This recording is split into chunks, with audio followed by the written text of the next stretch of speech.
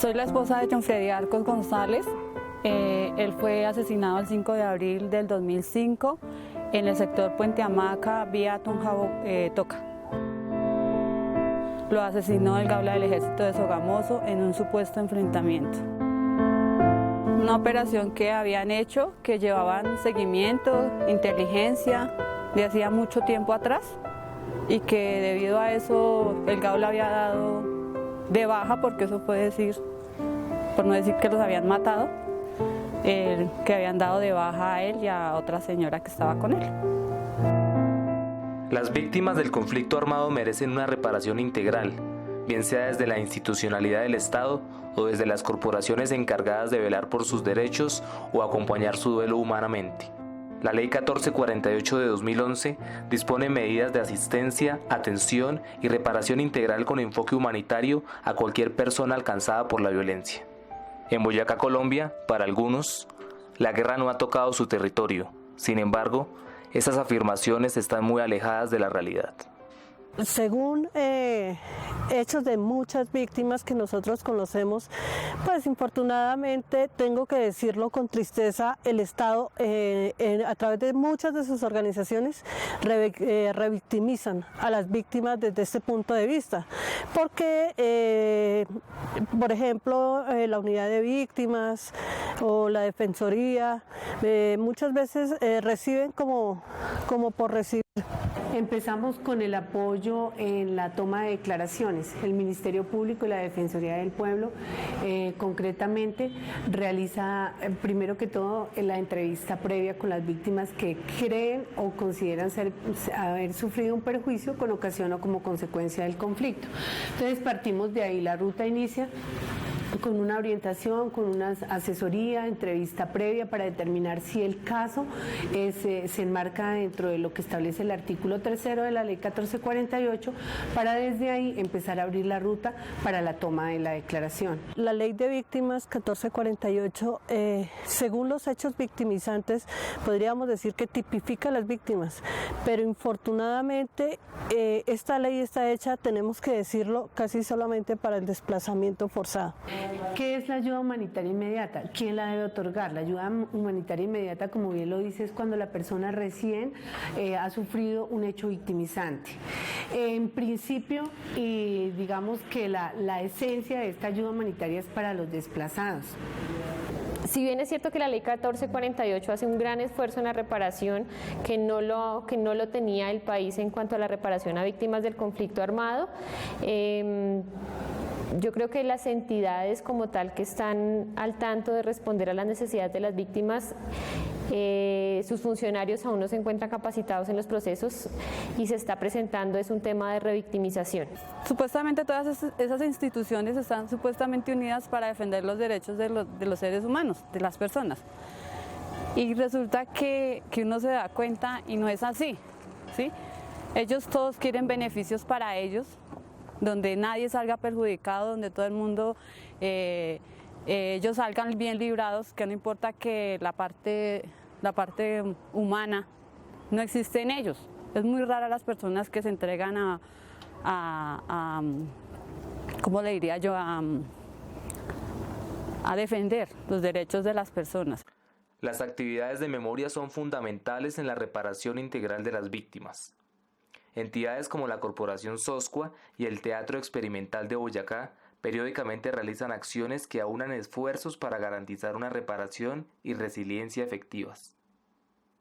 Nuestra primera acción fue colocar 600 carteles en la Plaza de Bolívar de víctimas. Amanecieron con una rosa.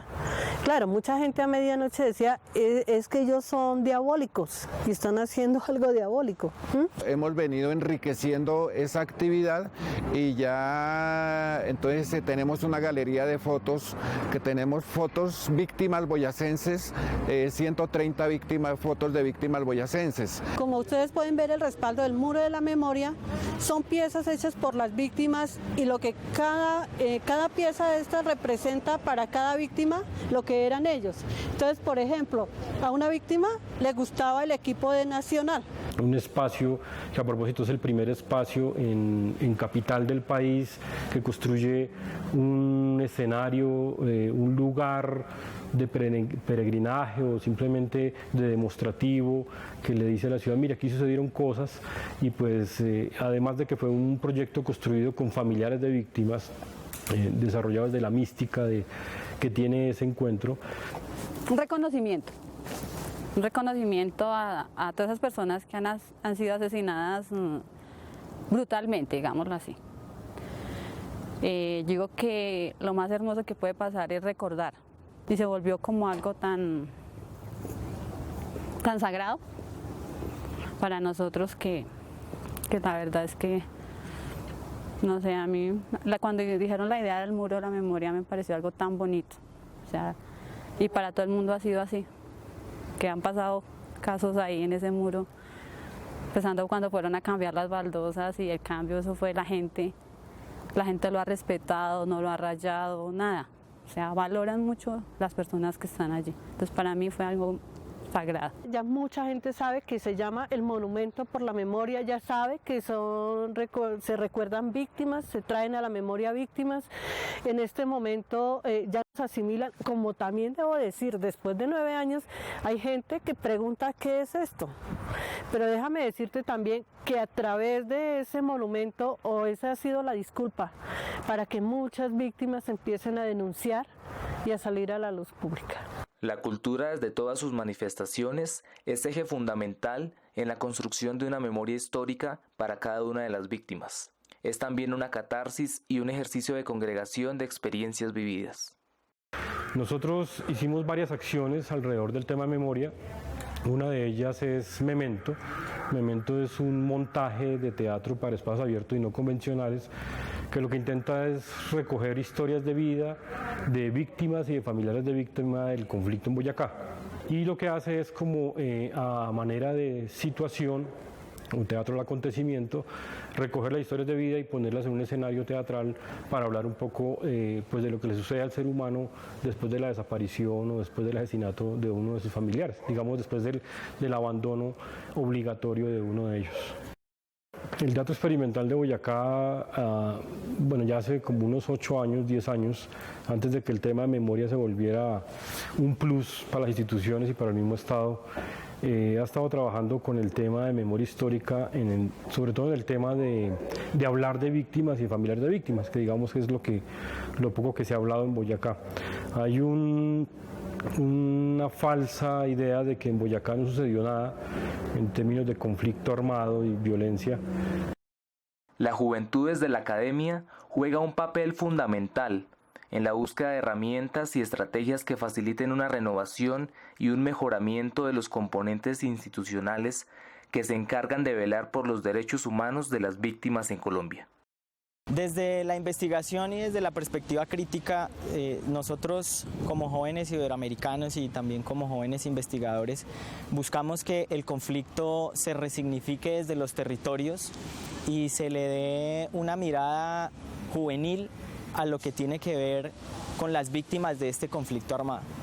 Creemos que tanto los desplazados como los desaparecidos, como las personas que están reclutadas de manera forzosa en los diferentes actores armados en este conflicto, afectan principalmente y en mayor medida a la población joven.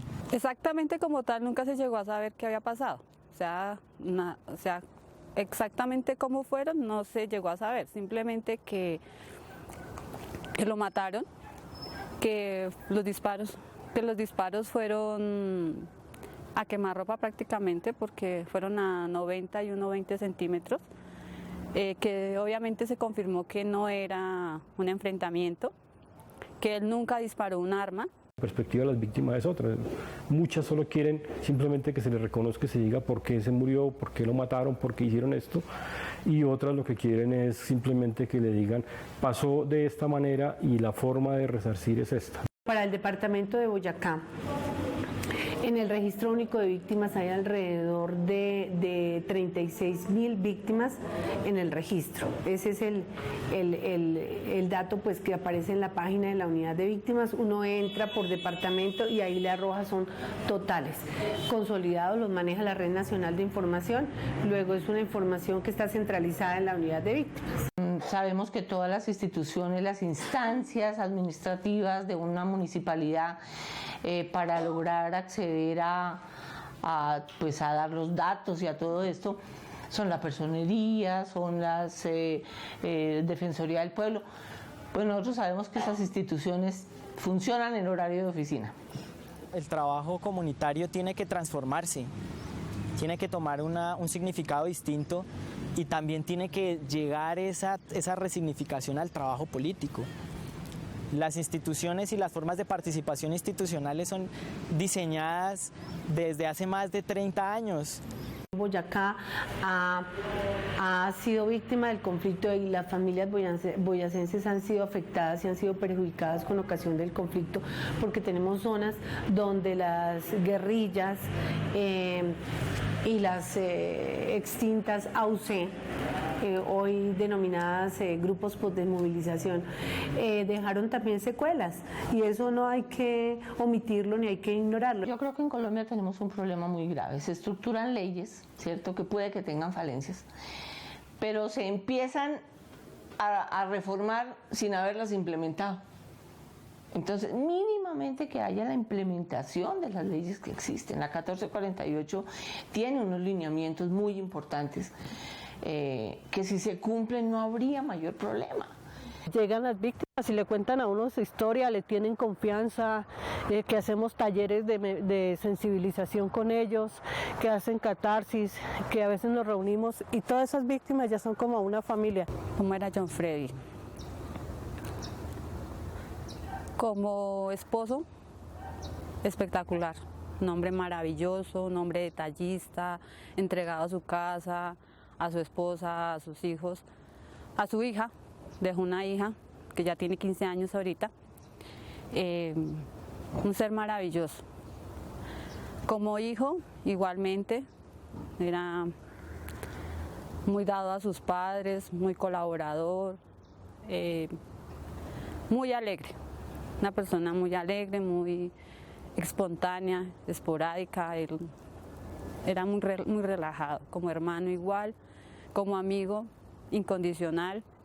Yo creo que ha habido mucha falencia institucional.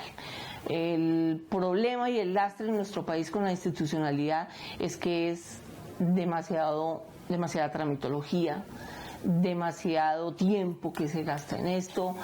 Además de las dificultades en el acceso a la institucionalidad, están las dificultades por la actitud de las personas que reciben, ¿no? Entonces, esas barreras de acceso son tremendamente difíciles de obviar.